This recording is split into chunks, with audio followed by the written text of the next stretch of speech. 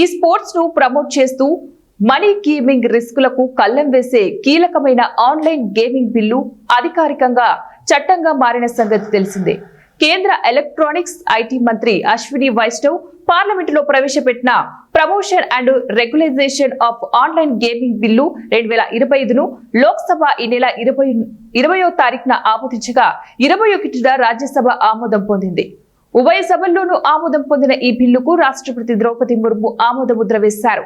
దీంతో ఈ చట్టం వెంటనే అమల్లోకి వచ్చింది.